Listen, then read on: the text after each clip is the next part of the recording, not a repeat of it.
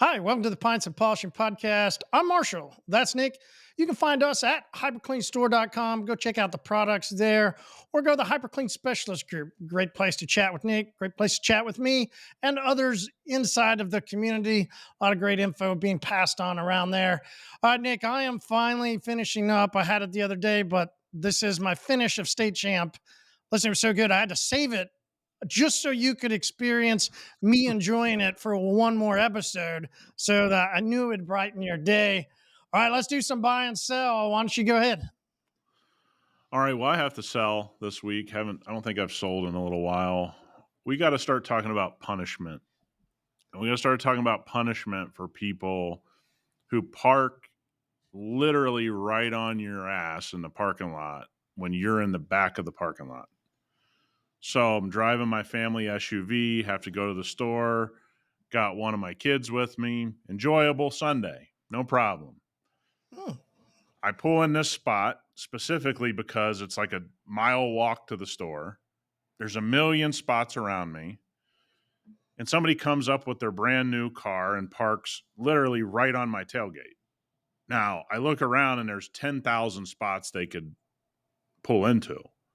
So to pull right up on my tailgate to the point where I have to get, when I come out of the store to get something in that tailgate, I have to actually pull the car forward. Now, I'm not here complaining. I'm here saying we all need to take a vote of what a legitimate punishment should be. Should I kick a door in? Should I key it? Should I smash the windshield? Little extreme. Well, it's not extreme if there's 10. I mean, we got to start giving punishments, Marty. How do people learn if you don't kick a door? If you don't key a car? Pop a tire. I mean, you got to give me something. Because I come out and I go, I'm walking, and you got a while to walk, and I got a little time, and I'm going, that's not what I think I'm seeing. Literally, if they just pull one spot over, they're not on my tailgate. Right? It's still kind of like, why are you out here right next to me? But hey, at least I don't have to pull. So, I mean, I'm selling the behavior, but I'm actually asking, we just got to come up with a punishment system. That way, when the guy walks out, he's like, oh, yeah, I kind of screwed up. And then he just doesn't do it again. But this guy's going to continue to do it with no punishment. Listen, I think there's got to be duckies involved somehow. Somehow there's got to be duckies involved. What's got to be involved is I really gave it some thought for the first time in a while, like, should I just kick his passenger door in? Should I just like send a message here? New car, nice car. I'm thinking to myself. Maybe accidentally drop the tailgate on it? Just let the tailgate fall. I mean, I'm thinking to myself, I'm like, then I get in my driver's seat and I legitimately for like 10 minutes kind of sit there and go, what should I do here? Because something should happen here. Like, do you leave a note saying, hey, you're a jackass? I mean, what do you do?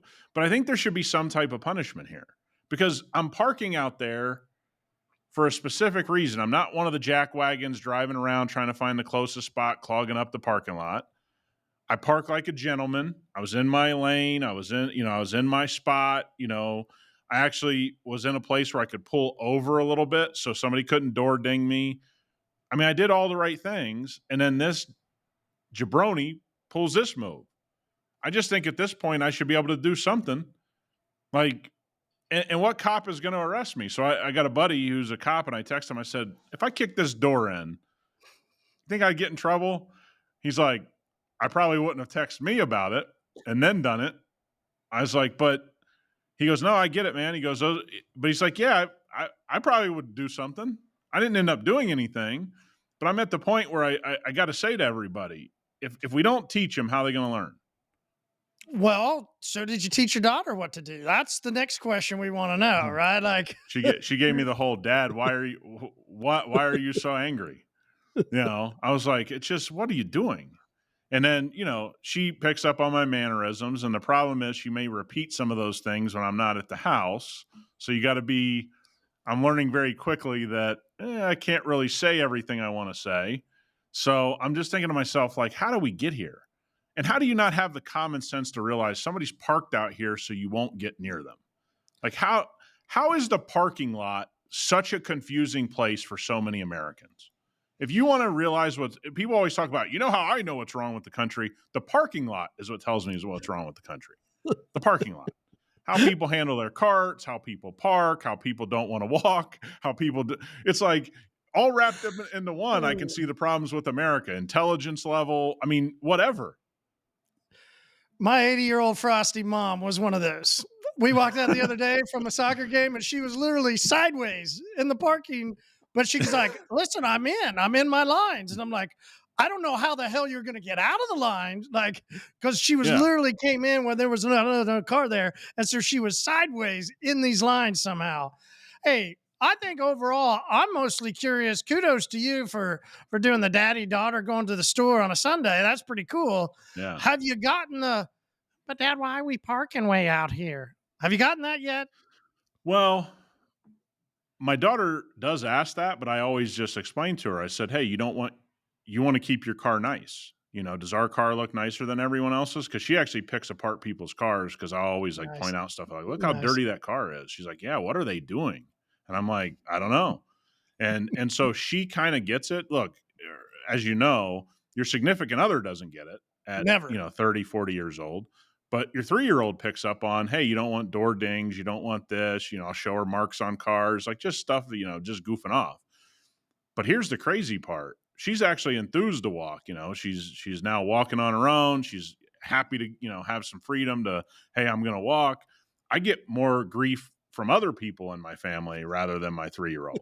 So I just think the parking lot is such a travesty and how people do things.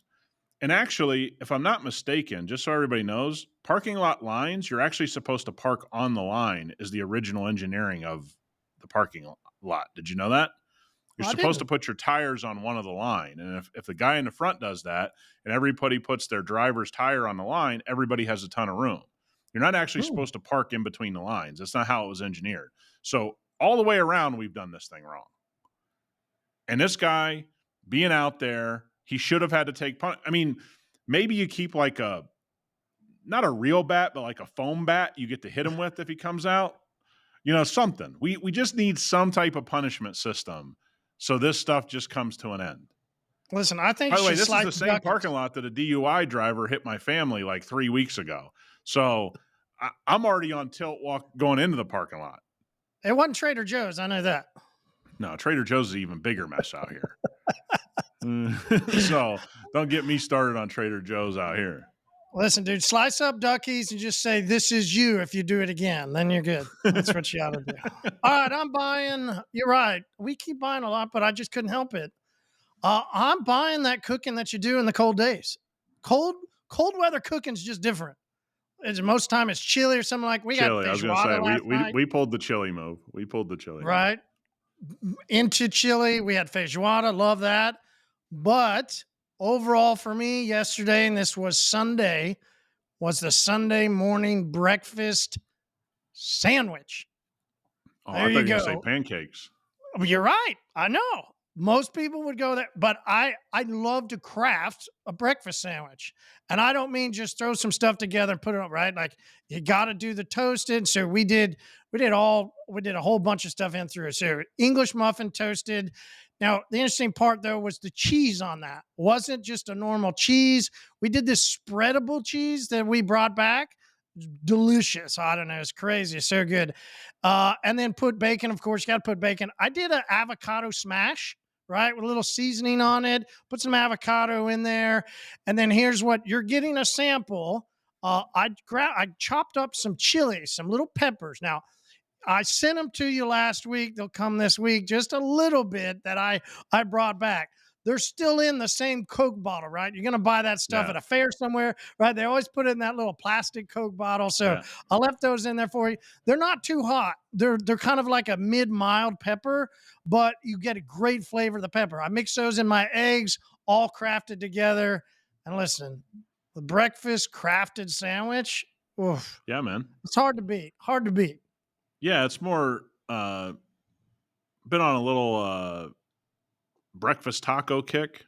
Those are good. If you ever go down to Texas, they're big on the breakfast taco down there. I like a good breakfast sandwich. The problem is if the breakfast sandwich falls apart, I think it's a failure. So you got to get all the ratios proper. right? You can't have too Mhm. many eggs, can't have too much sausage, and so even if you go to a place and you take that first bite and everything just kind of comes out of the sandwich, I'm like, bad sandwich, bad sandwich. Yeah, they did. A lot of times people use a scrambled egg, and that'll do it. Or they'll Yeah, whatever they do won't stick together. You're right. Like yeah. it's a Hey, reason you for got to think different it types through. of You got to think it cheeses. through. Yep. Yep, gotta think it through. You're right. It's a craft, right? And you Yeah. craft it out. You're absolutely right. Okay, so other fun things, and this is you can't go anywhere. I sat down. A lot of us watched some football yesterday, great games, but most of us through the Midwest and most of us anywhere really kind of snowed in a sense. Kind of just you got to hunker down and fun seeing then what people put out on social, right? That Oh yeah. becomes even funner, right? That becomes literally a fun part of the day. And there's a lot of people, this is interesting, and a lot of people going through weather for the first time, going through into winter and what's going on. I found some really interesting questions and just some thoughts. Listen, we all know now in 2024, you don't use an ice scraper on your paint. And I'm surprised we don't see those posts. I haven't, but I'm Yeah. curious. PPF though? I guess you technically could. Could you go and just scrape down PPF with an ice scraper? And hey, the sun comes back out later and you're good, right? Because we have self healing PPF. So go for it. Yeah. I wouldn't take that risk. I think you're exactly right. I mean, it seems like it would work, but remember, if you got an ice scraper and edge catches, you go ahead and puncture your PPF or it gets caught on something, it would kind of, I wouldn't say rip, but tear a little hole or grab a little edge. I see a lot of people, especially, it becomes a safety issue. You got a lot of snow on your car and you're driving down the freeway and you didn't, and there's some states that have a law that you can't drive around with all this snow on your car because obviously you go down the freeway and it starts flying off. So Which is what's the the fun best part, right? option? Look, man, I don't think I don't live in those environments. So people go into the specialist group. If you have a good, I know if you have a coated car, the blower is the move, right? Just go ahead and get your leaf blower out and just blow the snow off. That would be where I would take it. Personally, me. I wouldn't do scraper. I wouldn't do broom. I wouldn't do mitt. I just wouldn't. Knowing that I'm already kind of in a problem time of year where I can cause damage to my car, I don't think I would add. And even if I had any protection on it, PPF, windshield films, ceramic coating, I'd just probably use the leaf blower and try to knock the stuff off. All right, so let's go into that part. That's what I wanted to ask you next. So right now, most people now, it was snow, now it's ice, right? Our streets are ice, everybody's ice. I've got ice on the Jeep in the morning because, yeah, the Jeep is the one that sits outside. It is what it is. The Wagoneer gets the garage for some reason, Yeah, right? makes But sense. Makes sense. the Jeep is outside. We can all, those of us that coat windshields, we can all see, which is always fun. You turn that defrost on. Next thing you know, I mean, it's pretty quick. Once you Yeah, got a coated windshield, it's pretty quick. What about windshield PPF though? You install quite a bit of that. I yeah. mean, what is it like with ice or snow and windshield PPF? How It, how it's how a, does that go? it's the same thing. The only thing I ever did, and this is going back to when I did live in snow, I was just kind of the guy that, and I thought this is kind of what everybody did, but I guess it wasn't. Where I grew up, everybody just went, when automatic starts came out, that changed everything because Mm. everybody had an automatic start. So you could just stay in the house and you'd, turn the heat on, turn the defrost on when you stopped the car. And that way, when you did the automatic start the next morning, it would just defrost and take down the ice on the windshield. That's what I would do. I mean, that's what I have done in my life is that if I wasn't really big on going outside and scraping. So even if I had to start the car, hell, before I got in the shower in the morning, I would start the car and just, whatever I needed to do, I'd make sure that this thing was on full blast, hot, and I was breaking the ice. If I had windshield film, I'd do the exact same thing. Again, that's where the leaf blower can get the big stuff off there. And then I would go ahead and hit the defroster on high. All right, so you can't scrape window film then. You technically could, but remember abrasion is what's going to wear away just like ceramic coating and brush car washes, just like anything, abrasion's your enemy. So you got a scraper, abrasion's going to be a problem. Now, will it damage the film? If your film's in good shape, probably not. but it will start to wear away at the top coat on that windshield film, All right, right? let's So chase a there's little just rabbit. Yeah, let's chase a little rabbit about windshield film. So then what breaks it? What causes the problems? I've seen stuff where people are like, hey, people complain because they get maybe a little dust. Then maybe the yeah, windshield film when they put it down, we see a bubbly in tint. We can see that, or we can see yeah. some little things. Is that the same in window film, or what complaints actually happen? What do you get? They're endless because a lot of people, when being explained windshield film, I don't want to say they don't listen. I don't think that's the right. I don't think they grasp what it is. Windshield film is exactly what you should think of it as. Is it's taken all the beating instead of your actual windshield. So we just had a customer call today. He's got one of those overlanding big sprinter vans that they take in the woods, and they go camping, they go mountain biking. This is like what he wants to do with his life, right? He wants to go on these trips and go see Yellowstone or Yosemite or what, and that's what he wants to do. And so we go to these backwooded areas and all that kind of stuff. And one of the things that he's gotten close to 40,000 miles out of one application of windshield film, which is pretty incredible for the beating that he's driven through. Wooded areas, back roads, bugs, dirt, rock chips, all of it's been prevented by windshield film. But he doesn't understand that it's a wear product, that it's supposed to look ugly after some wear and tear, because instead of your windshield being damaged, the film takes the damage. It's the same thing you have with PPF. So let's say somebody gets a Porsche 911 that they drive really hard, maybe do a couple track days, but it's the first car they've had PPF'd. They don't have the mindset that PPF's on there, so the PPF gets damaged, you rip it off, you put a new piece on.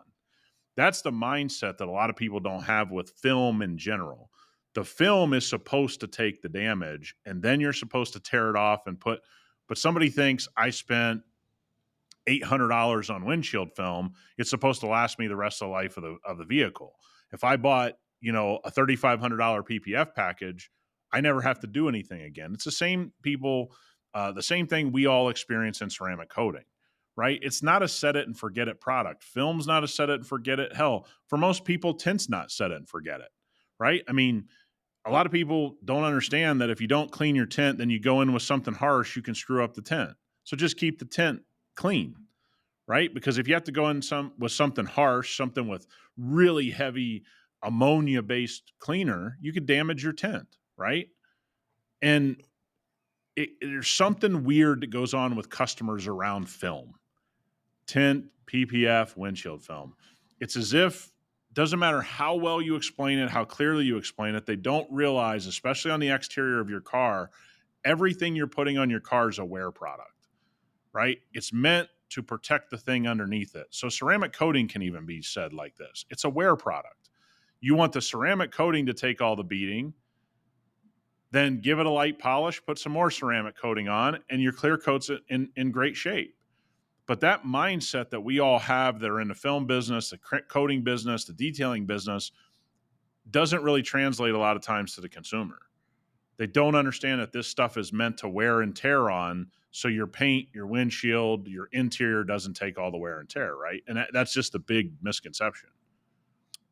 So wear and tear, that happens from, things like dragging your power washer hose across the hood, right?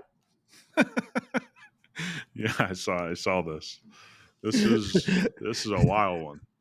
There's a couple of those that got a little wild. Now, the other interesting parts where you find people that go, hey, I've just sprayed this onto a screen, and hey, I've damaged the screen, or hey, I've done this. Like, I feel for anybody that gets into an interior with today's technology, the amount of things that are going on in interior, something you and I talk about heavily, but Yeah. you got people now suddenly hyper focused on interiors, and they're trying to get stuff done, get them out. I guess, I don't know. They're using whatever they can to clean everything. I feel for people because I know I damaged early on. I damaged a plexiglass, right? That's what it used to be for, around the apologies, excuse me, around, the instrument panel, right? And I sprayed an APC and got those marks. But imagine these guys that are just starting to get into clean, and we feel for them. But these are incredible screens, Navi screens, the technology that's going into today's Yeah, vehicles, and they're going, "Hey, what do I yeah, use?"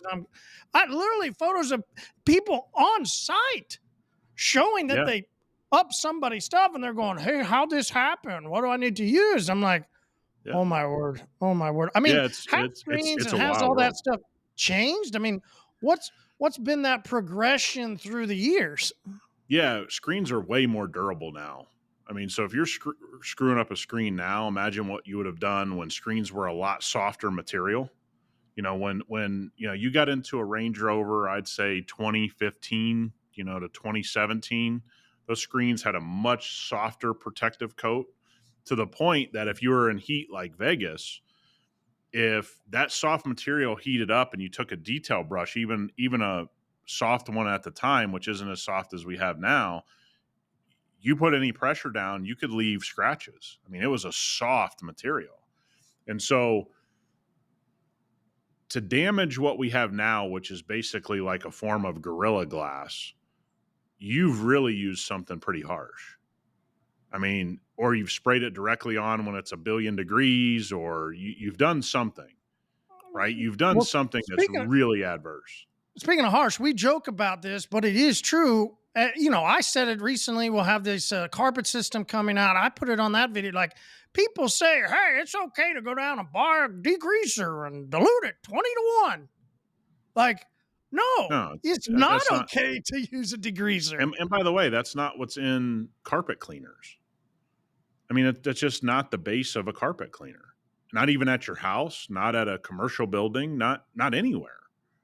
Right. And so you get into a confined space, you do something like that in somebody's living room that's 1,000 square feet, you do it in a little area. Now confine that down to a couple feet, foot and a half, 2 feet on a tiny little carpet. It's a big problem. So if they don't do this at the commercial level, and most carpet cleaning is going to pure steam at the commercial level. Like they're trying to find every way to take chemicals out of those companies. Just for reference. These are people that clean millions of feet of carpet a year, are trying to put whole systems to clean your house that are nothing but steam cleaning. Like we have a few companies here that have blown up that it's like we don't use chemicals. And it's not just a marketing ploy. You talk to I know some of the people that own these companies and they're like, "Dude, the stuff that can happen with chemical, and I get guys out there working and I got 15 trucks on the road, like you could be replacing carpet every day." And we just see all of this bad information. Now there's a safe way, and I think one of the things you're going to get into on the carpet system is this oversaturation should be Oh, removed from yeah. carpet cleaning. We're way past that from a technological standpoint. So all these people that are having, the one that cracks me up still, it's just something I never ran into, is the pressure washing of the mats. As if that's going to just turn out like, hey, these are like new again. I get why people do it. I understand there's some cars that fits, in the volume world, but those carpets are going to be crusty. I mean, I left carpets crusty early in my career. You did. We all know what it looks like when you see it. And so you think about this, and you're exactly right. Is all of these things on an interior, and to just think I'm going to go down to this part store and I'm going to get all my stuff down there, and I'm going to dilute it down, and when I dilute it down, it's going to be just like this other product. That's just not how chemistry works. It just isn't. And can you make an APC extremely safe? Yeah, you could dilute it down 10, 20 to 1. That doesn't mean it's a great carpet cleaner. It doesn't mean it doesn't come with adverse effects. It just means it's an APC that's diluted down and a tiny bit more safe than using it full strength. And there's applications for that. But if you think a carpet system is just APC in a bottle, that isn't true. That isn't true. That's not chemistry. No, it's not. So the cold brings out also something in people that most of us don't talk about. Now, listen, I already said I'm the guy that's on the couch. I love being on the couch in the cold. I'm in, but not always, right? Before I had to go work in the cold. When you go work in the cold, it can get heated pretty quick. I saw this is fun. Everybody has seen the guys out scraping. Well, when the scraper guy goes crazy and something flipped, and he starts hitting cars, and then the police come and he's hitting the police car, that's when it gets really, really interesting. And those are the fun ones. It brings out a hate, not just in those guys and in that, but inside of when people are going, hey, am I really supposed to be paying $1,700 for paint correction? Like, okay, this story is where it gets really fun because we recommend people do it, and this is where it was. It was in a group where you've got local car people and local detailers. Great spot for each, unless somebody starts getting a little heated, unless somebody's a little agitated. Maybe the detailer was needing too much because we've seen throughout regular people, some people are like, hey, it's slow. What am I going to? Maybe it's slow for him. And he tried to hit this guy off for a big correction. We don't know. It's just the fact that there's somebody in a group asking, is $1,700 too much for a paint correction? And he shows this photo of this like 2010 black, like it was a Tahoe. That's what it was. And so then you get inside this group, you get all these detailers that want to come in.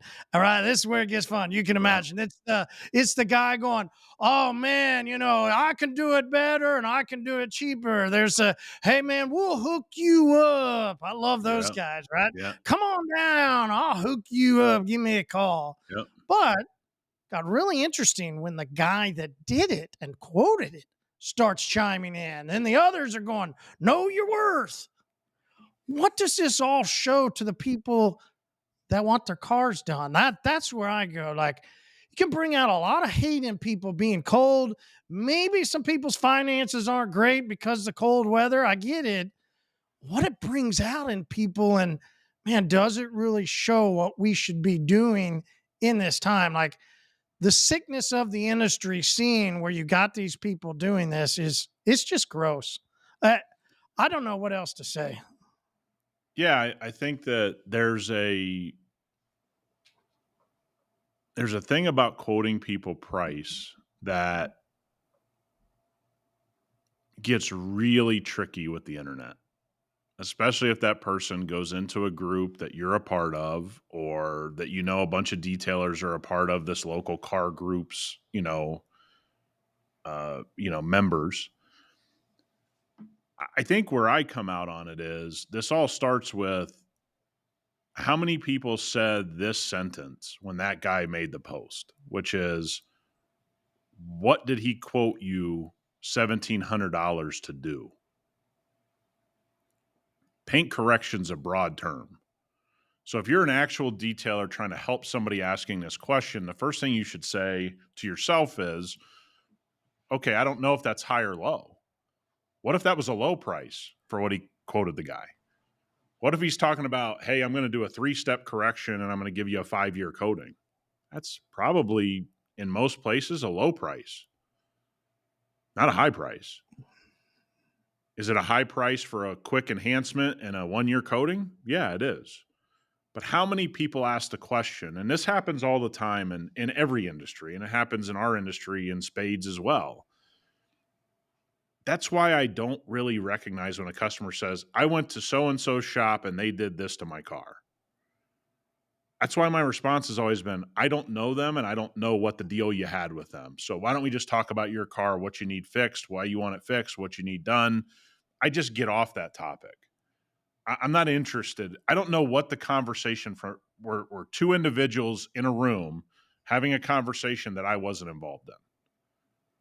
Right? So how many of those, and I'm guessing the number is 0, if there were 100 comments on this post by detailers, how many of those detailers say, what exactly were you quoted $1,700 to do? I'm guessing you had 0 of those people say, walk us through what you were quoted and why you were quoted it. And even if they did ask that, what's the odds the poster could have told them? So now you get into this weird world of, I can do it cheaper. I can do this. I'm a craftsman. I would charge that. And all of a sudden, nobody helped the guy. Nobody. Nobody educated the guy. Nobody got educated themselves. And so now you see the downfall of all of this, and there's no fixing it. Let's all be clear. There's no fixing this. This is just how people are going to be. And nobody ever just looks and goes, What did he quote you to do? That'd be like me saying, hey, somebody quoted me to do some remodel work and they want to charge me $250,000. Well, that sounds like a big number. What if that's to repipe and redo my entire house? Nick, I'll do it for 100,000. Just I'll hook you Right, up, man. I'll hook you up. right. But you have no Listen, idea. the hookup that I recently seen, which we talked about, is I'm helping a guy that works with us he got in a wreck and getting some quotes and getting some things, and this guy that hit him wanted to go get a second quote. I looked at the quote; it was like almost $2,000 less than these other quotes, and I look at it and I go, "Oh, he shaved off over 26 hours of labor. How'd that happen? Like crazy. Why does that happen?" And I see this stuff in the groups and I go, well, how does it happen that we got people going, hey, I'll give it to you for, hey, and go, that's how it happens. It happens in the body shops. It happens in everything. Just overall, the industry of in cars, there's always going to be people, you can get it for this. I'll do it for this. The industry of everything. It's the industry of everything. True. Good point. Grocery I mean, stores. again, we have a funny. We've been talking about the Walmart guy. Walmart's whole business is about doing it for less. You need a baby crib? You can go to this really nice store over here and get your baby crib here for 50%. It's basically the same thing. I mean, your baby's just going to sleep in there. You don't need the nice crib. Come to our place, save 50%. That's just the way of the world. But a lot of people just don't understand that. And they don't understand that with that discount comes some reality. And that's where the consumer gets burned, right? Like you are knowledgeable enough about cars that when you saw 26 hours being taken off the labor of our team members' body shop work, the red flag went off in your head. You go, this doesn't add up. Where are you going to cut 26 hours worth of work? Right? How many people would even know to look at that line item? Just like this guy going into a group and saying, is this quote correct? You didn't give us the quote. You didn't tell us what you were quoted for. You didn't tell us what you talked to the detailer about. Then everybody in the group's not asking that question. It tells you what the consumer is. The consumer, for the most part, is looking at price and not value. Right? Like we're going to have to get one of our cars fixed because we got my family got into an accident. Our insurance company gave us this lowball offer. I couldn't even drive the car there for the price they were going to give us to work on the car. I was like, dude, my time's worth more than the whole thing, the estimate you gave us. So I go to a trusted body shop and he goes, look, they're going to fight this. I said, well, we have an attorney. So I don't think they're going to fight it for long because we've already got an attorney involved. Which, by the way, if you get in an accident, I'm here to tell you something. The best thing you can do is have an attorney that works in that world. I don't even pick up the phone. So as soon as we get in an accident, I call this attorney. He handles it. Wife, girlfriend, you don't ever talk to your insurance company. That, to me, that's the best piece of advice I can give you.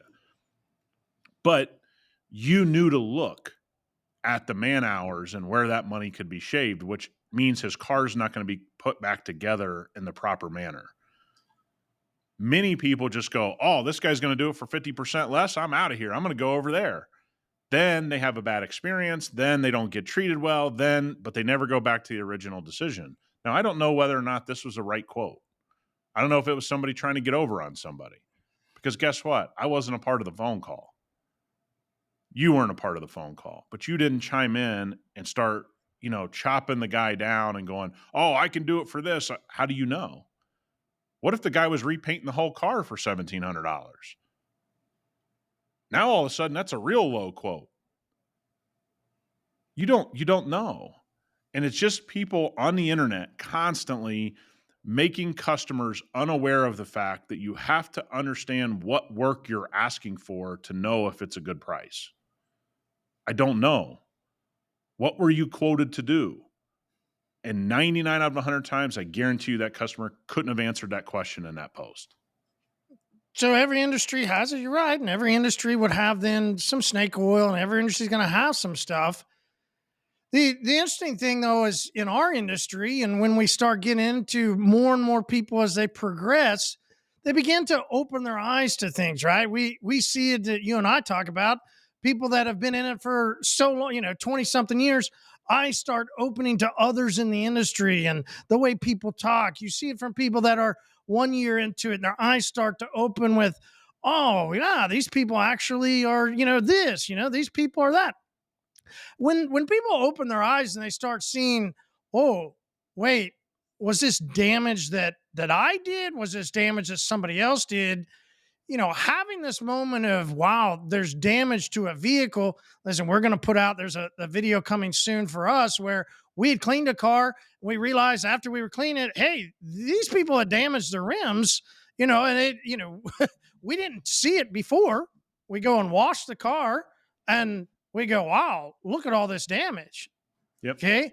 Like, do you think, and this is a question as we move into something like, is that what holds people back at each level when they progress? Is it damaging cars? Because, we'll put out, and we talk about in this video, hey, somebody here would have damaged this wheel. Now it has to be replaced. Now we have to do that.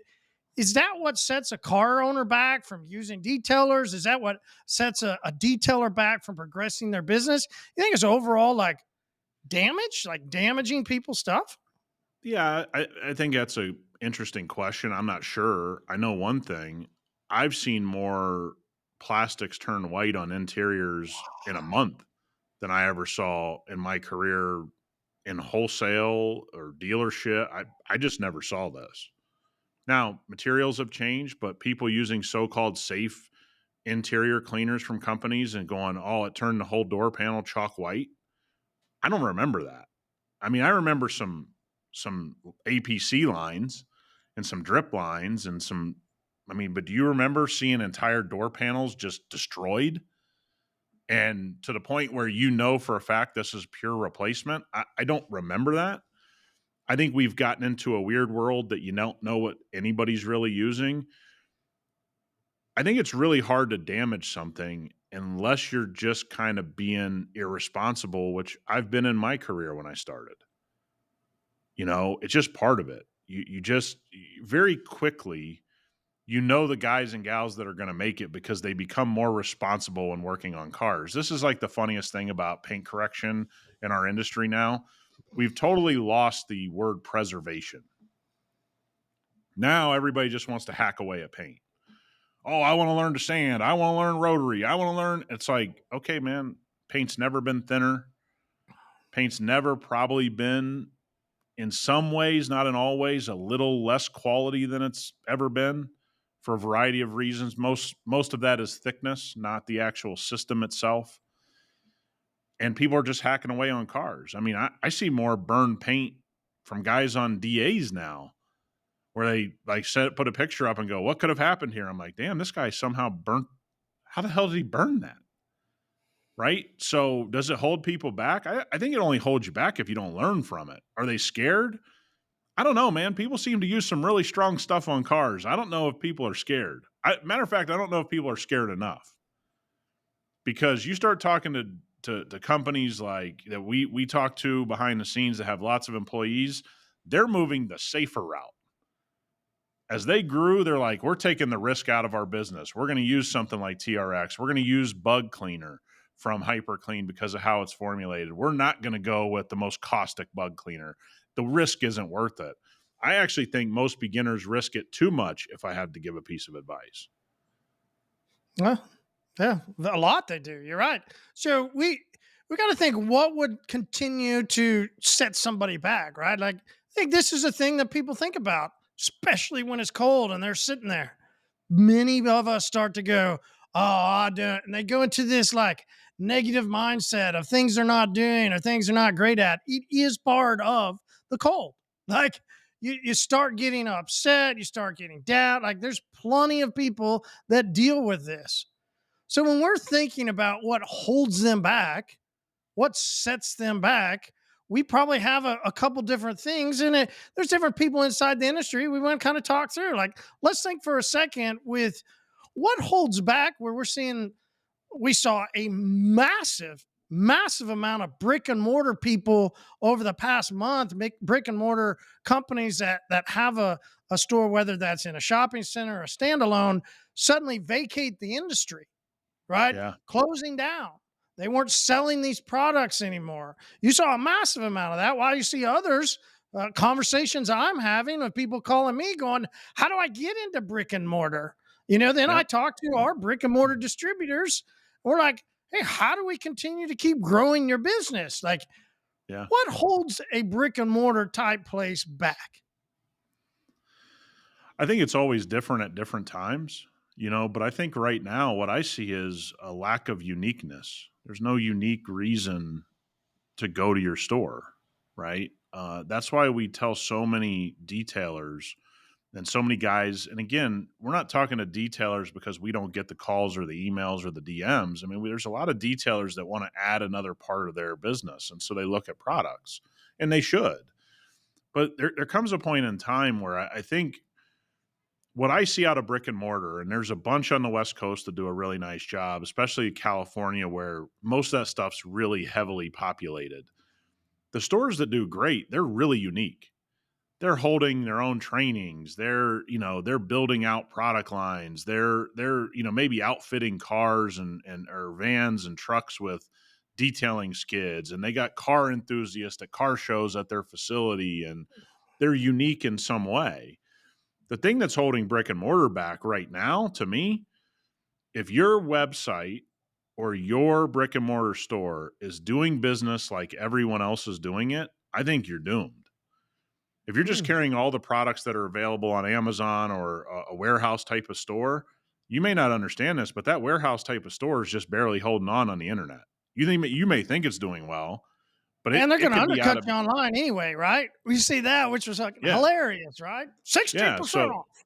here's the funny thing about all this is that everybody's allowed to do what they want. But when we have these conversations, I always ask the same thing.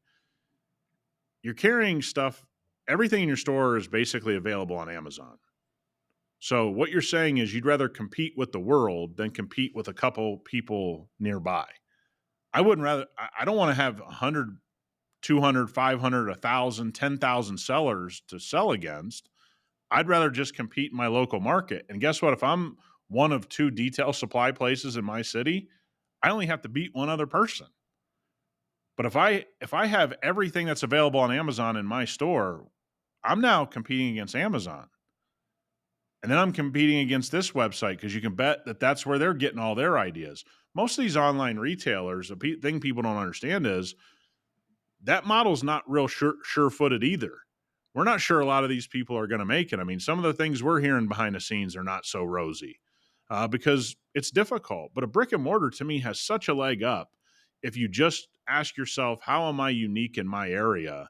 And how am I carrying things that maybe aren't so readily available through 50 different avenues on the internet? But I don't see that everybody sees it that way. No, and having more of a crafted type product does set and elevate yourself, but hmm, but it does take some work from the owner, right? And this is talking to different people around the country. You hear this, and this is what we say from the detailer, right? Like you hear from people that talk about if they're going to invest in something. Well, I want to know who the jockey is instead of the horse, right? What does that mean? It means they want to know what the owner's going to be doing to bringing in the business. What does somebody in a brick and mortar store if they don't want to carry the same stuff over? Listen, you mentioned training.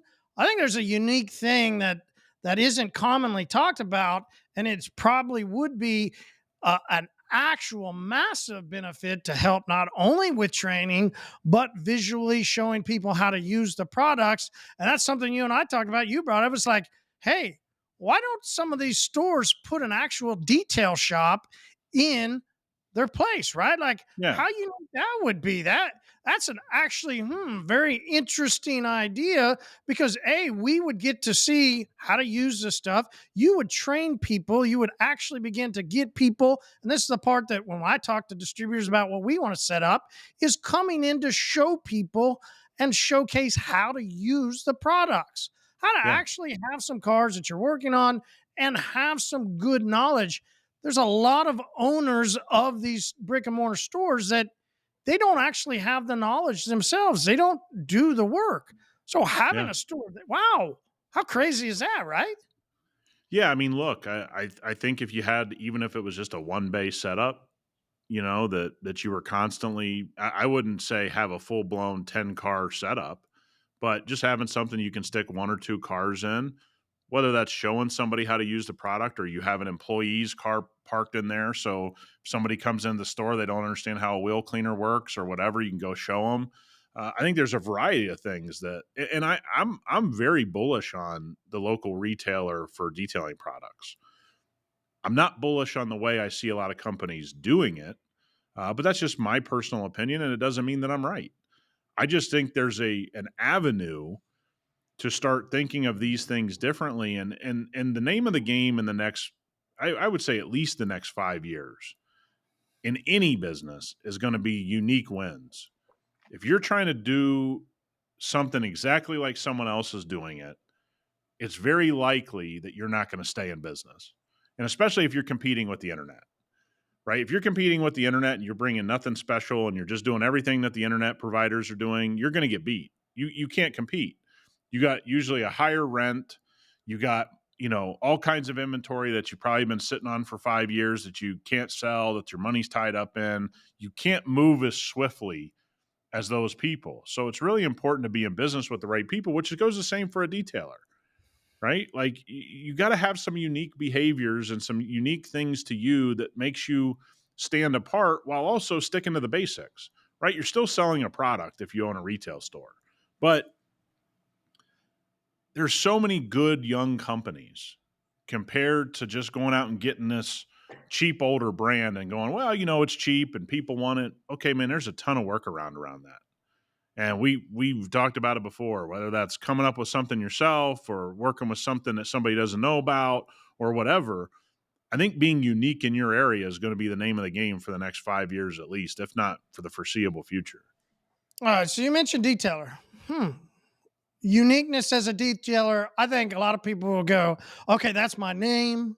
That's the way I talk. Those are the things that will make me unique. But is that really what we're talking about here, being unique?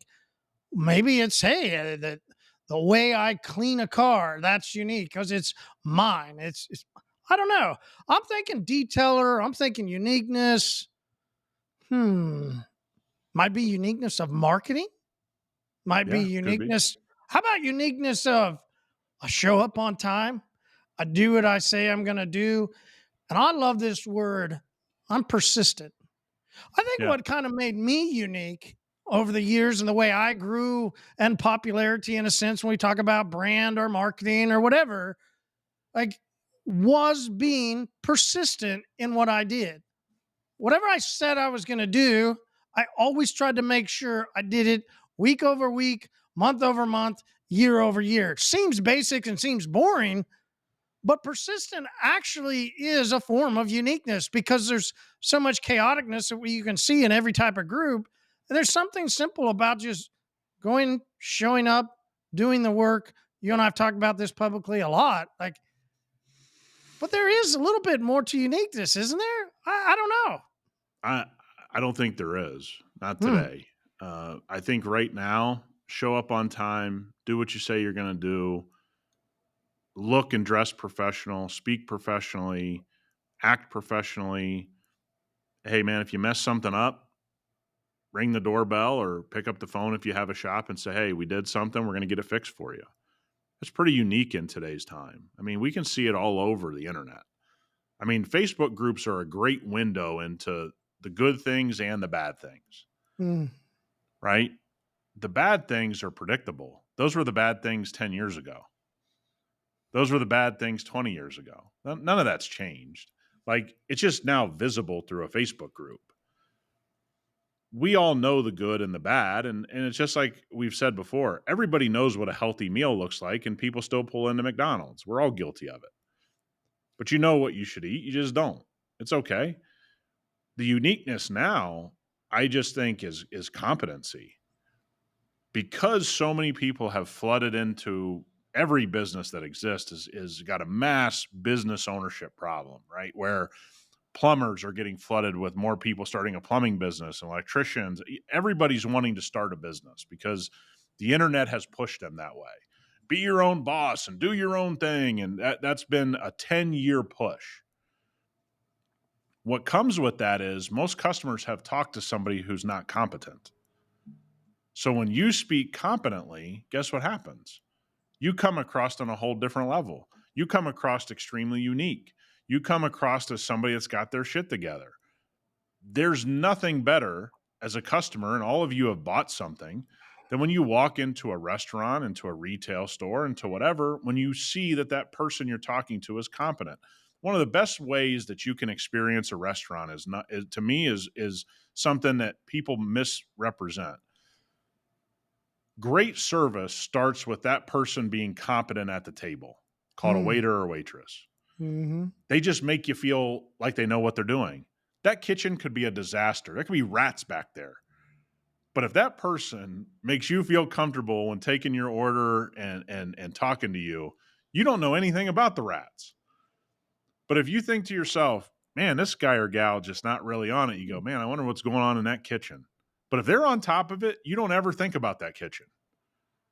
And I think that's the differentiation right here, is that if you're just competent, and I realize, man, there's a lot of guys, car people that are just getting into taking in their own car, and there's detailers just getting their start. You got to find your way to competency really quickly, or it's just a really, really hard world in the car world. Mm-hmm. It becomes an uphill, right? In a sense, that uphill, you always seem to, the commercials that you see of people. I don't know why this popped in my head, but I was last night watching football. There was that commercial, somebody trying to quit smoking, and they're climbing up this mountain of cigarette butts. And I put myself into that when I saw it, not from the quit smoking part of just, wow, how hard that could be trying to climb up something that's ever moving like that, right? Like never getting a grasp on really what you're doing does create that more of a struggle, which why I think people have coined that term. I'm grinding. I'm just going to grind it out, right? Like I really do believe that that's where that part came from. Yeah, I think you're probably right. And you don't have to grind it out. You know, there's a way to make this easier on yourself. Again, we talk about this a lot, and it's becoming ever more evident that I think in detailing, certain people aren't being listened to. A YouTube channel, Instagram page, podcast. We see listenership going down for a lot of people. We see interaction going down for a lot of people. So I do think people are wisening up in a slow way that I need to find credible human beings. Now, of course, that's never going to get to the level it should be, but I do think that tide's turning a little bit. And we can see the statistics on who's watching what and whatever because of our back end of these different platforms. I think what you have to be concerned about, and what I should have been more concerned about, and you'd probably say the same thing, is you really got to find competent people to learn from. And that can be from afar, right? That could be a Facebook group. But again, you go into detailing Facebook group that's just there seemingly for posting, and you'll see all the time, what should I charge? What should I do here? It's like, man, don't own a business if you're struggling with what to charge somebody. Like that is because when you pick up the phone, you're going to sound incompetent because you're unsure of what you're supposed to be doing. You may not even be incompetent, but you're going to sound incompetent, and you're going to look incompetent when somebody sees you online. It's like that, all that stuff is important. And this goes right back to the car enthusiast. I mean, think about the position they're in. They're not even doing this every day. They just bought a nice car. They've achieved something in their life. They're really excited to start working on whatever level car that is that you leveled up to. And they don't know where to turn. And some of these guys turn to places and their car is wrecked in a couple washes. Well, so imagine being a car guy and you're in this group, which is why I want to go back to saying uniqueness and what you talked about, talking just and being able to communicate. It was sickening to see what detailers wrote. Not only, like I said, I'll go back to it, wrote against the guy and they can do it better. Or then there was the detailers that said, hey, I've been doing this a long time too. I support the guy and they just fall into one camp or the other. Nobody gave the actual owner any value of what to think about. But when do we get to the point of uniqueness being and growing a market and growing yourself into a local area of actually talking professionally? of communicating with. It's something I'll admit I've had to learn. I've really had to do a lot better with stop doing you are and write out YOUR. I've had to learn what I'm trying to say and write it out in a better way. And that I know has created uniqueness.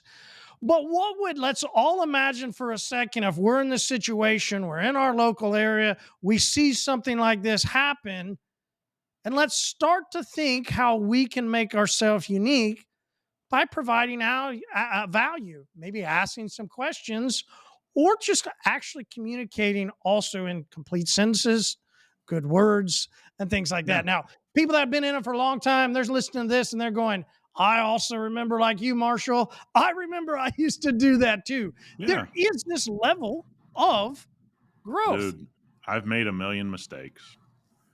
Where this podcast comes from, maybe it doesn't always get said out loud. I've made a million mistakes. I'll make another million. Uh, you're just trying to get better. You're just trying to continue to push yourself forward. But there's a lot of people that think they've arrived. I mean, we see that a lot in social media, right? I already know everything. I mean, we've gotten word of people going to elite trainings that they got for free and standing in the corner and never learning to sand on the car. I don't need to do that. It's like, well, why'd you fly here? Right? Why'd you come here? Why'd you do this? Why, you know what I mean? Because they already thought they knew enough. And then they're going to go give advice on being at that training, but they didn't actually train. They didn't actually get anything out of it. They didn't put their hands on a polisher and on a sanding block and these types of things.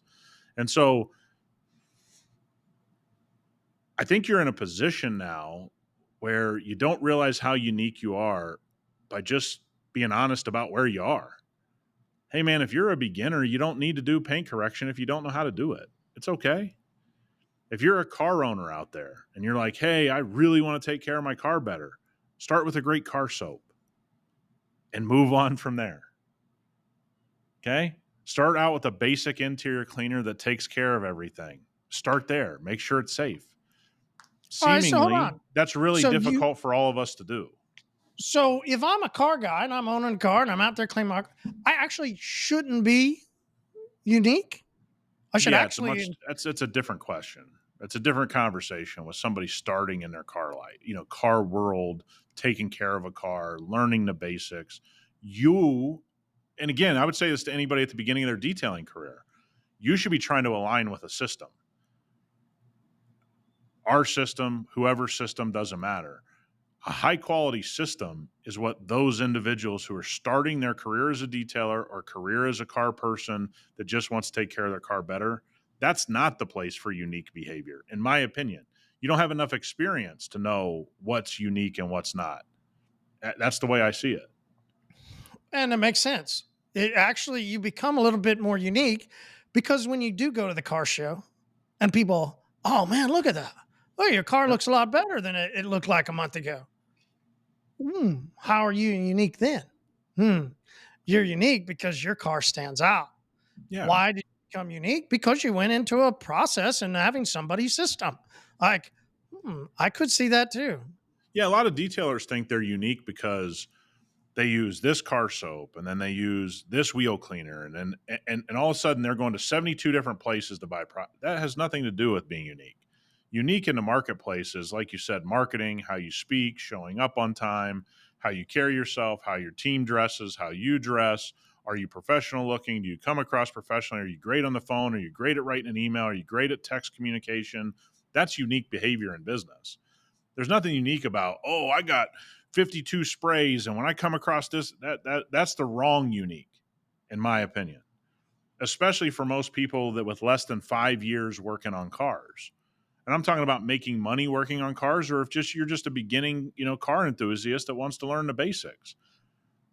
There's reputable companies that can teach you the basics. Our YouTube channel basically started off this year with just nothing but the basics. You followed that system, your car would look better than 99% of people at the car show that I've been to just by using the system. It's picking and choosing the right places to be unique. It's like this.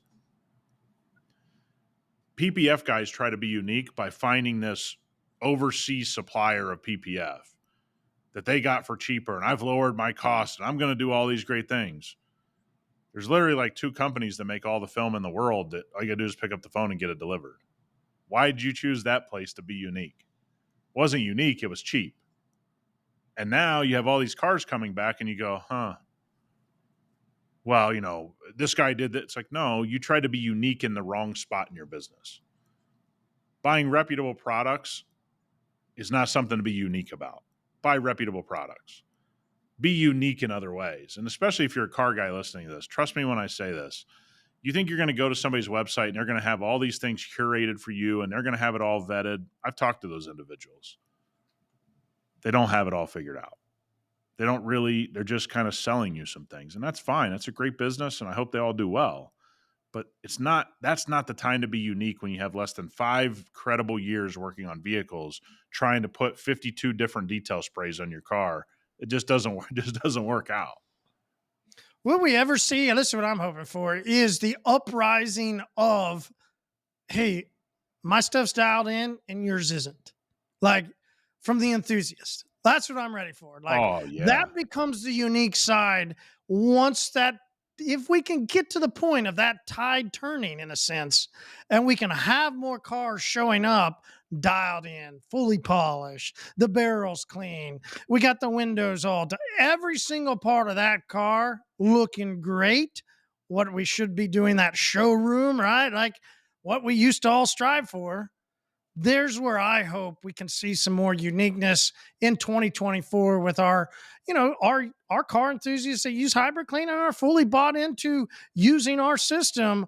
I believe their uniqueness will begin to turn that tide. Let me get through that word in a second. So that's what I find would be awesome with the uniqueness of the car enthusiast. So really great discussion, Nick. I hope everybody stays cool out there. Should be. All right, we'll see y'all next week. All right, guys.